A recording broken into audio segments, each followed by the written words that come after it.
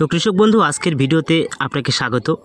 আপনি যদি একজন চাষি হয়ে থাকেন এবং আমন ধানের চাষ করতে চলেছেন তাহলে আপনি অবশ্যই ভিডিওটি শেষ পর্যন্ত দেখতে থাকুন। আজকের ভিডিওতে আলোচনা করব আমরা যারা আমন ধান চাষ করে বিশেষ করে হাইব্রিড ধানের চাষ করে পর্যাপ্ত পরিমাণে ফলন পাই না বা আগামী দিনে আপনি হাইব্রিড ধানের চাষ করতে যাচ্ছেন তাহলে কোন কোন বিষয়গুলি খেয়াল রাখলে আপনি পর্যাপ্ত পরিমাণে সবচেয়ে বেশি ফলন নিতে পারবেন সেই বিষয়ে আপনি এই বিষয়গুলি যদি মনে রেখে বা খেয়াল করে সঠিক সময়ে সঠিক পরিচর্যা করে যান তাহলে কথা দিচ্ছি আপনার ধানের ফলন আপনার পাড়ার সবথেকে সেরা ফলন হয়ে দাঁড়াবে। তাই অতিরিক্ত ফলন নিতে হলে আপনি অবশ্যই আমার ভিডিওটি সম্পূর্ণ দেখার চেষ্টা করবেন। তো ধান চাষে লাভ করার জন্য আমরা যদি পর্যাপ্ত পরিমাণে সঠিক নিয়মে সঠিক সময়ে সঠিক পরিচর্যা করে চাষ করি তাহলে দেখবেন অবশ্যই অনেকটাই লাভ করা সম্ভব এই ধান চাষ করেও। কিন্তু আমরা চাষিরা অনেকেই অর্থাৎ বেশিরভাগ চাষিরাই ধান চাষে তেমন একটা মনোযোগ সহকারে পর্যাপ্ত পরিমাণে পরিচর্যা করি না, সঠিক সময়ে সঠিক মেডিসিন ব্যবহার করি না, যার কারণেই ধানের ফলন আমরা তুলনামূলকভাবে কম পেয়ে থাকি। তো এর মধ্যে যারা বিশেষ করে হাইব্রিড ধানের চাষ করতে যাচ্ছেন তাদের জন্য আজকের ভিডিওটি বিশেষ গুরুত্বপূর্ণ হতে চলেছে। কারণ হাইব্রিড ধান যেহেতু শঙ্কর প্রজাতির ধান, বিভিন্ন রকম সমস্যা এই ধানের মধ্যে অল্প সময়ের মধ্যেই দেখা দেয়। তো আজকের ভিডিওতে আমি এমন কিছু গুরুত্বপূর্ণ বিষয় সম্পর্কে আলোচনা করব যে বিষয়গুলি যদি আপনি প্রথম থেকে মেনে ধান চাষ করেন, বিশেষ করে হাইব্রিড ধানের চাষ করেন, তাহলে আপনার ধানের ফলন অনেক পরিমাণে আপনি বাড়াতে পারবেন এবং ধানের কোনো রকম সমস্যা অর্থাৎ ছত্রাকের আক্রমণ, পোকার আক্রমণ বা অন্যান্য কোনো রকম সমস্যা দেখা দেবে না। তাহলে আপনি এই সমস্যাগুলো থেকে মুক্তি পাবেন এবং ধানের অনেক বেশি পরিমাণে ফলন নিতে পারবেন। তো অবশ্যই চলুন প্রথম থেকে ভিডিওটি শেষ পর্যন্ত দেখতে থাকুন। আমরা ধান চাষের ক্ষেত্রে কোন কোন বিষয়গুলি বিশেষভাবে গুরুত্ব দিয়ে পরিচর্যা করলে বিশেষ করে হাইব্রিড ধানের ক্ষেত্রে সম্পূর্ণ 100% ফলন নিতে পারবো এবং অনেক বেশি পরিমাণে ধান ঘরে তুলতে পারবো। তো সেই বিষয়ে বিস্তারিত শুনতে থাকুন এবং দেখতে থাকুন। আর আমার চ্যানেলটি যদি আপনি এখনও সাবস্ক্রাইব করেননি তাহলে আপনাকে অনুরোধ করব এই ধরনের কৃষি বিষয়ক ভিডিও নিয়মিত পাওয়ার জন্য আমার চ্যানেলটি সাবস্ক্রাইব করে রাখবেন। আপনার অনেক উপকারে আসবে এবং সাথে এই ভিডিওটি প্রচুর পরিমাণে কৃষক বন্ধুদের কাছে শেয়ার করবেন যাতে প্রত্যেকেই ভিডিওটি দেখে উপকৃত হতে পারেন। তো আমার চ্যানেলে প্রতিনিয়ত একটির পর একটি ধান চাষের প্রথম থেকে একদম ধান ঘরে তোলা পর্যন্ত যত রকমের পরিচর্যা রয়েছে সমস্ত রকমের পরিচর্যার ভিডিও পাবেন। তাই অবশ্যই চ্যানেলটিকে সাবস্ক্রাইব করবেন। তো চলুন এবার মূল কথায় ফিরে যাওয়া যাক। তো কৃষক বন্ধু প্রথমেই আমি বলবো হাইব্রিড ধানের চাষ করে বেশিরভাগ চাষিরাই কিন্তু পর্যাপ্ত পরিমাণে ফলন নিতে পারেন না এবং বিভিন্ন রকম সমস্যার সম্মুখীন হন। তাই এই ভিডিওটি যদি আপনি দেখেন তাহলে যদি হাইব্রিড ধানের চাষ করতে যাচ্ছেন তাহলে আপনার জন্য সমস্ত সমস্যার সমাধান হতে চলেছে এই ভিডিওতে। তো প্রথম দিকেই ধান চাষের জন্য আমরা যখন বীজ নির্বাচন করব তখন অবশ্যই সঠিক জাতের এবং সঠিক মানের বীজ আমাদের সংগ্রহ করতে হবে এবং উন্নত উচ্চ ফলনশীল বীজ যদি আমরা সংগ্রহ করতে পারি তাহলে অবশ্যই আমরা ভালো একটা ফলন পাবো। এবং বীজের মধ্যেও কিছু সমস্যা থেকে থাকে অর্থাৎ বিএলবি প্রতিশোধক বীজ আমাদের নির্বাচন করতে হবে। তো অবশ্যই উচ্চ ফলনশীল ভালো জাতের বীজ আমরা যখন নির্বাচন করব তারপরেও আমাদের ধানের মধ্যে সমস্যা হতে পারে, কারণ চাষবাস করতে গেলে প্রাকৃতিক দুর্যোগ এবং পরিবেশের উপর ভরসা করেই আমরা এগোতে থাকি এবং শেষে সমস্যার সম্মুখীন হই, যার কারণে আমাদের পর্যাপ্ত পরিমাণে সঠিক সময়ে আমরা প্রতিরোধ করার জন্য মেডিসিনের প্রয়োগ করি এবং সেটি যদি আপনি সঠিক সময়ে প্রয়োগ করেন তাহলে অবশ্যই আপনি সাকসেস হবেন। তো এর জন্য সঠিক জাতের বীজ নির্বাচন করার পর অবশ্যই বীজগুলোকে ব্যাকটেরিয়াল সমস্যা এবং ছত্রাকের সমস্যার জন্য অবশ্যই বীজ শোধন করতে হবে ব্যাকটেরিয়া নাশক এবং ছত্রাকনাশক ব্যবহার করে।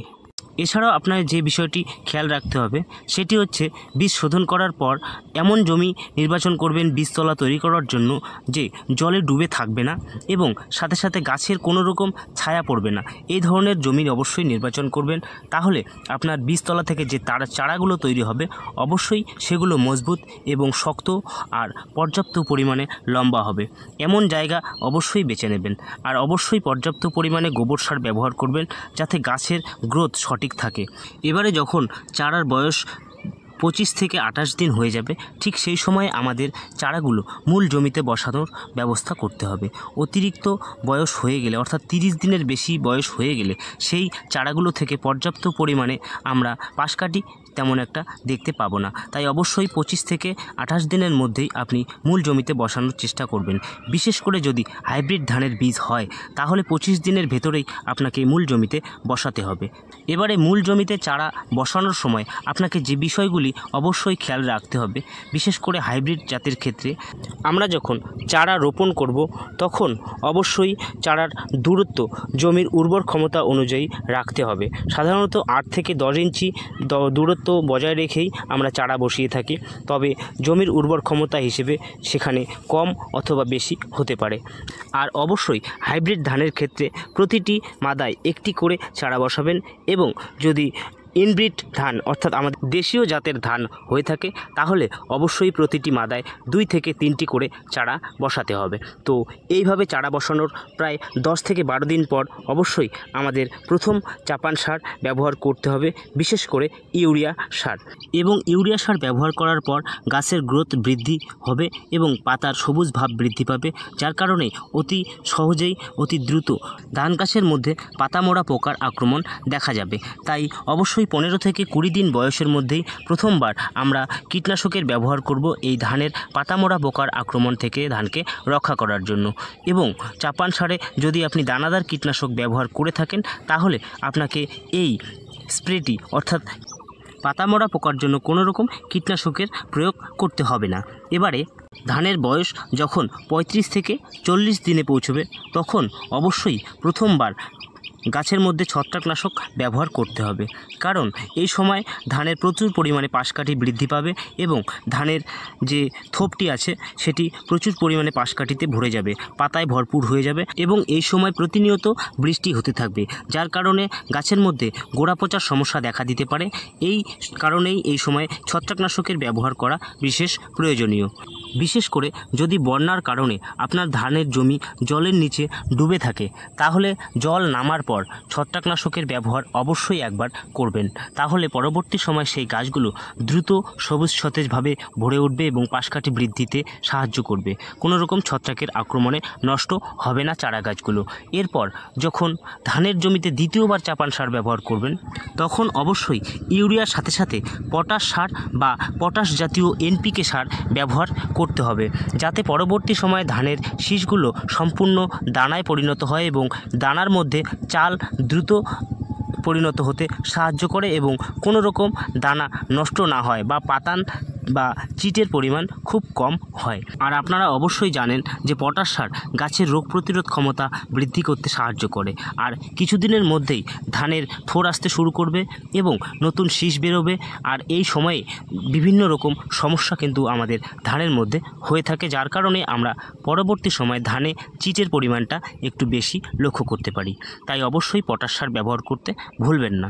এরপরেই যখন ধানের ফুল বেরোবে এবং ফুল থেকে সম্পূর্ণভাবে ফলে পরিণত হওয়া সম্পূর্ণ হবে, ঠিক সেই সময় আমরা দ্বিতীয়বার ছত্রাকনাশক এবং সাথে ব্যাকটেরিয়া নাশকের প্রয়োগ অবশ্যই করব, কারণ এই সময় ধানের বিভিন্ন রকম ব্যাকটেরিয়াল লিভ ব্লাইট বা ব্লাস্ট রোগের আক্রমণ দেখা যায়, যা থেকে ধানের চিটে বা পাতানের পরিমাণ অনেকটাই বেড়ে যায়। তাই এই সময় যদি আমরা ব্যাকটেরিয়ানাশক এবং ছত্রাকনাশক ব্যবহার করি আমাদের ভবিষ্যতে কোনো রকম ছত্রাকের আক্রমণে ধানের ক্ষতি হতে পারবে না এবং কালো দানা হবে না এবং দানায় লক্ষ্মীর গু সমস্যা বা ক্ষয় পড়া সমস্যা অনেকেই বলে থাকি, এই সমস্যাটিও হবে না।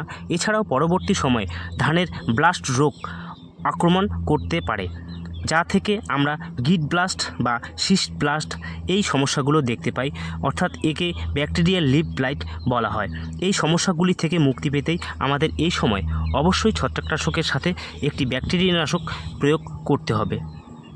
আর আমরা এই ক্ষেত্রে চাষিরা যে বড় ভুলটি করে থাকি সেটি হচ্ছে রোগের রক্ষণ বা রোগের আক্রমণ হওয়ার পর আমরা মেডিসিন প্রয়োগ করি, যা থেকে আমরা সম্পূর্ণভাবে আক্রমণকে আটকাতে পারি না এবং পরবর্তী সময় অনেকটা বড় ধরনের ক্ষতি হয়ে যায়। তাই অবশ্যই আক্রমণ হওয়ার আগেই যদি আমরা মেডিসিন প্রয়োগ করি তাহলে সেই আক্রমণ থেকে আমাদের ধানকে রক্ষা করতে পারবো। যেমন আমরা যদি কীটনাশকের ব্যাপারটা ভাবি, ফসলের মধ্যে যখন পোকার আক্রমণ হয়ে যায়, আমরা দেখতে পাই পোকা আক্রমণ করেছে, ধানের পাতাগুলো খেয়ে ফেলেছে, তখন আমরা সেই পোকাকে ধ্বংস করার জন্য ছুটোছুটি করি এবং কীটনাশকের ব্যবহার করে সেই পোকাগুলোকে ধ্বংস করতে পারি। কিন্তু ছত্রাকনাশকের ক্ষেত্রে সেটা হয় না, কারণ ছত্রাকের আক্রমণ হওয়ার বেশ কিছুদিন পর, অর্থাৎ আক্রমণটা যখন জোরদারভাবে হয়ে থাকে তখন আমাদের চোখে পড়ে, আর ততদিনে আমাদের অনেকটা দেরি হয়ে যায়। তাই তখনও ছত্রাকনাশকের ব্যবহার করে আমরা সঠিক পরিমাণে বা সঠিক পর্যায়ে ছত্রাককে ধ্বংস করতে পারি না এবং ধানের অনেকটা ক্ষতির সম্মুখীন হয়ে থাকি। তো অবশ্যই পর্যাপ্ত পরিমাণে সঠিক সময়ে আমরা মেডিসিন ব্যবহার করতে চেষ্টা করব, তাহলেই আমরা পর্যাপ্ত পরিমাণে অনেক বেশি পরিমাণে আমরা সেই ধান থেকে ফলন নিতে পারবো। এবারে এই পর্যন্ত পরিচর্যা করার পর যখন আমাদের ধানগুলো পাকতে শুরু করবে, ঠিক তখনও আমাদের আরেকটা সমস্যা মাঝে মাঝে দেখা যায়, তবে এই সমস্যাটি খুব কম পরিমাণে দেখা যায়। যদি দেখা দেয় তাহলেই আমরা অবশ্যই এই সমস্যার সমাধান করার জন্য ব্যবস্থা গ্রহণ করব। তো এই সমস্যাটি হচ্ছে বাদামি শোষক পোকা বা কারেন্ট পোকা। এই কারেন্ট পোকার আক্রমণ থেকেও আমাদের ধানের ফলন অনেকটাই কমে যেতে পারে। তাই এই কারেন্ট পোকার আক্রমণ দেখা দিলে অবশ্যই এই পোকাকে ধ্বংস করার জন্য পর্যাপ্ত নিয়মে, পর্যাপ্ত পরিমাণে সঠিক কীটনাশক ব্যবহার করে দ্রুত সমাধান নিতে হবে। তো অবশ্যই আপনি ভিডিওটি প্রথম থেকে স্কিপ না করে শেষ পর্যন্ত যদি দেখে থাকেন, তাহলে একদম বীজতলা তৈরি থেকে ধানের শেষ পর্যন্ত যত রকমের পরিচর্যা রয়েছে সঠিকভাবে আপনি এই পরিচর্যাগুলো করে যাবেন। অবশ্যই কথা দিচ্ছি আপনি ভালো একটা ফলন আপনার ধানের জমি থেকে নিতে পারবেন। তো কৃষক বন্ধু, ভিডিওটি এতক্ষণ পর্যন্ত দেখার পর আপনার যদি একটুও ভালো লেগে থাকে অবশ্যই একটি লাইক দিয়ে যাবেন এবং ভিডিওটি প্রচুর পরিমাণে কৃষক বন্ধুদের কাছে শেয়ার করবেন। তো কৃষক বন্ধু, আজকের ভিডিওটি এই পর্যন্তই। দেখা হবে পরের কোনো গুরুত্বপূর্ণ বিষয় নিয়ে পরের ভিডিওতে। ততক্ষণে ভালো থাকবেন, সুস্থ থাকবেন। ধন্যবাদ।